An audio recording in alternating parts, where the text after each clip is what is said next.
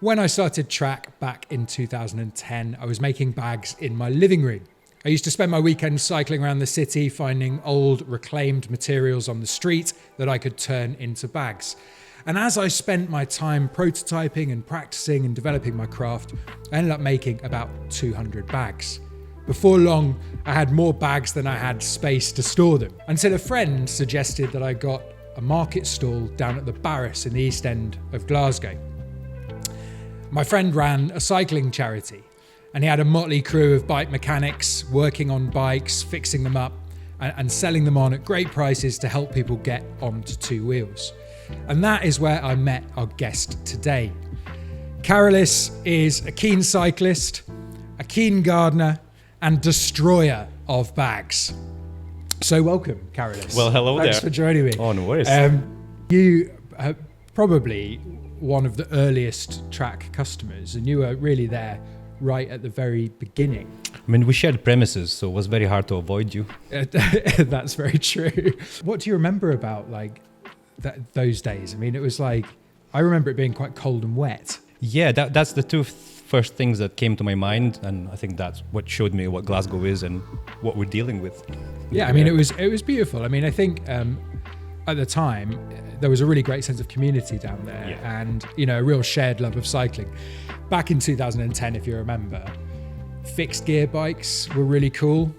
Everyone wanted to look like a bike courier. That was us too at the time. Me, yes, definitely looked like one, or at least wanted to be like one. I think I thought you were a bike courier actually. Yeah, but you were just a lowly bike mechanic. Yeah, definitely. More the support crew for the couriers. So yeah. But I think this is like really where like the roots of Trakke began. Is I was into cycling. I was making really a bag for me to go cycling with, and I started with a messenger bag because that's what all the couriers were wearing, and actually a lot of the couriers helped me and gave me advice on designing those, yourself included. But you were next door to us fixing up bikes. I know even today your repair kit for your bike is still in one of those original Trakke products, isn't it? Yes, definitely. Which is nuts. I can't believe you've still got that. And maybe even more, can't believe it's still in one piece. Of course, when you have a product that you love, you take care of it, you love it, you make sure it works and it's not abused too much. And something that, that resembles safety. Instead, if this thing provides me safety, you can trust the brand and you can trust yourself in the things you do. So, and I like that. Obviously you were there right at the beginning when we were on the market stall, and then a couple of years later we started making things from wax canvas, and we made like one of our very, very first products in wax canvas was called the Mule messenger bag. And this thing was huge. I mean, it was the biggest bag I think we've ever made. And I've actually got yours because you had this messenger bag, used it for many, many years, abused it for a few more years, and then very kindly returned it to me just the other week. And look at this thing. Look at the state of it. How many times do you think we've had a look at it? You've repaired it at least serious 4-time repairs. Yeah. With some serious replacements on parts and little bits and bobs that were missing. So I would say skin grafting. Yeah, I mean, I think I would define you as a power user. I introduced you as destroyer of bags, and frankly, I don't think it even looks as bad. But just for the record, this used to be yellow, like a very bright sort of mustard yellow. There's a bit of bike oil in there, I should think now, which is probably good for the weatherproofness. Bike oil, sitting on a park, using this as a as a waterproof seat. But I think fundamentally, the thing with this bag is that you used it, really used it for years and years and years. So what we're looking at here, sure, might be a little bit beyond the repair capability, but it's not bad. You've got a bit of, well, okay, it's quite bad. There is a huge tear down here, but some of this stuff is kind of cosmetic. We can fix the binding and things like that. I mean, look at the wear on that Cobra buckle just here. It's like, and the best part, it still works. And so it's been repaired. You can see that. But have you got any tales from using this bag? I mean, you must have taken it to some pretty interesting places, huh? So I've taken definitely to lots of different places, and Actually, it's maybe probably not about the places, or maybe it's about the things that this bag has provided me. So firstly, some freedom, like maybe cargo bikes recently became a thing. We use cargo bikes and they have lots of capacity to carry your stuff. But before we used bags, and there was no, didn't have a rack, didn't have a pannier bag, and this bag literally carried everything you could think of, from day-to-day things like shopping and my lock and my laptop or other tools, to the point where I would move my full bicycle on it. I used to strap wheels on this. I would be able to put 2 wheels on this bag because of these two.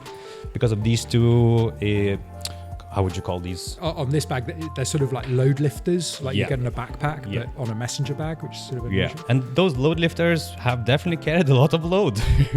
Yeah. So I've carried frames, bikes, bricks, soil, seeds, plants. Think of anything. That's one of the things that really stayed with me from working with a lot of the couriers at the time. We were making prototypes and giving them to couriers, and they were like cycling all over the city. But I remember that community were really had their life on their back a lot of the time. They carried so much stuff. They were doing deliveries. When they weren't doing deliveries, they had all of their wet weather gear, because as in Glasgow, you cannot trust the weather. One minute it's beautiful sunshine, the next minute it's snowing and then hailing and everything in between. So really there's something about messenger bags, isn't there, that it's about carrying your life on your back. As you said, it has so much space, and I will not lie, I always felt it needed more. Just needed, and of course, one thing that I definitely like the most is because you can make these so far away. Look how far this goes. Oh yeah. And I think actually at this time we used to do extensions, didn't we? You could extend it even further. So things can, stick out, things can be long, things can be bulky and uncomfortable. I mean, the amount of times, I was cycling with wheels and something was probing me in the back, and I was like, life. Always felt maybe needed some support here, but at the same time, I was like, wow, works. It is a very big bag. I think certainly in terms of trends today, messengers maybe have fallen out of favor a little bit, to be fair. I mean, they're still, even with cycling, I think people are tending more and more towards backpacks now, but there's something so nice about them. And I think obviously the beauty of them is the ability to leave it on your shoulder and swing it around for easy access, right? I know that you're obviously a really keen cyclist. Have you been working in cycling since 2010, or what do you do now? Yeah, so as I would say 2010, this is when my career in cycling started, actually. So this is when we've met, where we met in the Barras. This is when I started working in the bike sheds, then later on bike station, and now called Bike for Good. Something that spent years in the industry, mostly in the in reuse industry, not in the general bike shop, more like just the kind of recycling bikes, recycling parts, helping others to gain skills, to learn to cycle, to be able to kind of go over their barriers, because I think majority of people can cycle, but there's so many barriers to get there.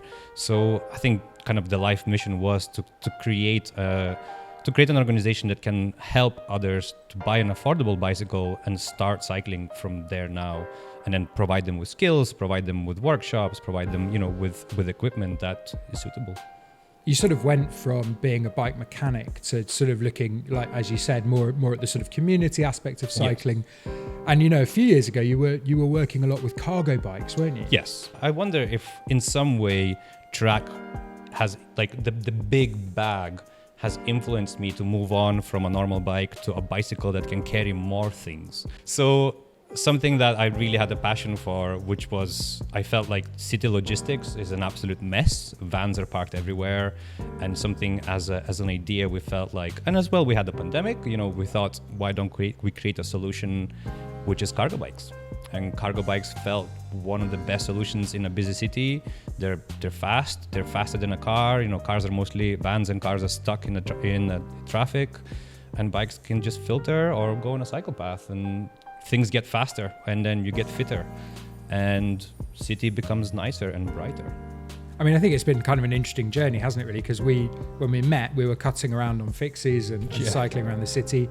We had a friend who used to build cargo bikes at a time when like cargo bikes weren't really a big thing here. They were much bigger overseas, and the stuff he built was wild. It was like questionable welding at the time. Very odd. That we had one that was like 2 bikes side by side, with this huge platform in between that could fit maybe like 6 people on the platform. No electric motors. Nope. So we were just putting in the hard work. And now you go around Glasgow and there's like cargo bikes everywhere. You've got, courier companies using cargo bikes. You've got all the electric assist. And it's just amazing to see, the development that's happened in the UK. You moved on, didn't you, after working with cargo bikes, actually to addressing some of probably one of the biggest challenges facing cyclists, which is things like cycle lanes. Yes. So at that point, I joined a national organization that provides amazing cycling infrastructure and projects. And then it felt the right place to grow and the right place to become. And I joined this awesome organization to continue my work. I mean, obviously, like everyone's got an opinion about bike lanes, and I've certainly been on my fair share of bike lanes that just end in the middle of nowhere, and it's all very confusing. Does everyone want more bike lanes? Is it easy to put new bike lanes around the country? I think if it would be easy or everybody would wanted them, I think that would have happened. But it is. I think it's normal to keep a hold of the things that you're used to. And it's really hard to let go of those old things sometimes. And I think one of those old things is cars in a city or big vans or trucks in a city. And I think we have enough case studies now to show that cycling is really good, specifically for busy areas like big cities. And that is one of the best ways to do it. So in a way, there's always going to be some resistance. You cannot enforce. You have to grow naturally. And I feel like Scotland has definitely a lot of resistance, but at the same time is slowly adopting that, slightly through force, mostly through love. I totally get it. It's, cars are nice, they're comfortable, they're warm, they're dry, which, can't always be said of Scotland, unfortunately. What tips would you give to someone who's maybe, doing a lot of driving at the moment about making the change to doing a bit more cycling? I would say easiest to start with, just try it, feel it, see how it goes. You don't like it, it's okay. You can definitely try cycling without even paying for a bicycle. There's so many organizations providing bike libraries where you can just go and loan a bicycle for a month, try the cycling, get a cycle trainer to give you skills. Go out in a park, and then the best part is like influence your children. That's be the parent that shows the example to your children, because they are our future, and they will be driving us in the future. So, well, they'll be cycling us. Sorry, they will be cycling in the future. Yes, yeah, and in some way they might not even have a choice because the planet is burning. And on that note, from someone who clearly loves cycling, what is it about cycling that you love? Why are you so passionate about it? There's many things, but probably the biggest thing that comes into my mind is the freedom that it gives you. Let's say I'm cycling back home after work and the roads are packed with cars and I'm home in 15 minutes. You couldn't ask for a better way. And then at the same time, I've came back home and I feel energetic. I've just stepped off my bike and I'm like, yes, let's, go on with my life and, get my dinner done and continue doing things rather than just imagine if you're sitting, if the first thing you did in the morning after your coffee, you sat in a car for an hour, you went to work and you sat for 8 hours, and then you finished work and you sat in a car for an hour. That's a lot of hours of sitting. I guess one of the downsides is obviously don't you need to buy a carbon fiber bike and a full suit of Lycra, and don't you need all of this gear to get on a bike? Or Netherlands have a very similar weather to Scotland, and I think they've showed that you don't need any fancy gear. Be as you are, do as what you do, and just pedal. On your bike, I know you had the mule. You used to use our slings a lot. Yep. Well, sorry, you used to destroy our slings a lot. Yes. Just destroy more of them than any of the bags. And at the moment, you're carrying a wheelug, is that right? Yes, I have a wheelug now, yes. Tell me about using your bags. So in some way, I think in some years, of course, we used to carry a lot of things with me, and I think in some way maybe became a bit more organized in my life. Okay. So I did get a smaller bag, a bit more compact, which I actually like because it's a lot lighter, and almost like I don't really feel it, on me. I do still pack it a lot, like I try to pack it as much as I can, and actually would like to see the limits of how much weight it can carry. That's why you keep breaking. It feels like, like the way the bag sits on my back, like having this full hug around me. I feel safe. I feel I'm in the right place, in the right time. Again, it's a nice bag. It's a very nice. What's your favorite feature on the bag? It's definitely the clip. Yeah, the Cobra The buckle. Cobra buckle. Yes. They are sexy, aren't they? They are very, and especially this moment of. There we go. So good. And actually on this bag used to be my favorite, these bits. Because again, you can clip a lot of things on this side as a support. Do you think that's something we should revisit? I do like how the wheel lug looks without them though. It looks a bit more minimalistic and a bit more kind of like, in a sense, it feels like Trakke has reached the point where the bag supports itself without the extra support. Which I like that there is progress within the making of the bags, that you're making them better, stronger, lighter. So with that in mind, that we revisit our bags time and time again. We're always looking to try and make them better and better. Mm-hmm. If there was one thing that we could do to improve our wheel lug, what would you change? So from my personal use of the bag, something I think I missed a little bit. I do like the point that, as you mentioned before about, having the bag on the back and then slinging the bag forward. But at the same time, I feel like sometimes I do miss the support band, which really helps the bag to stay where it should be, which is on your back whilst I'm cycling. Do you not have the stabilizer strap? No, there's no stabilizer strap. We'll sort you out with Nice. that, Karolis. There we go. So that's something that I really liked, because that kept the bag, just where it should be, on my back, and without sliding and taking my attention away, if it kind of goes in your way. I mean, the thing I love about the stabilizer strap, I'll see if I can just demo it, but one of the things I really love about these straps is the ability to sort of put it on like a backpack and kind of just wear your messenger like this, and then you can bring up the strap and clip it in. Yeah. And then you can just ease it off. And I think that was always the thing that I really liked when I was carrying messengers a lot. Despite maybe some things that we could improve on the wheel lug, you've had quite a few Trakke bags over the years. Why do you think it is that you keep coming back to Trakke bags? The biggest thing for me, that what I admire the most, it's made locally. It's made where I live. It's made, by the people that live in the city.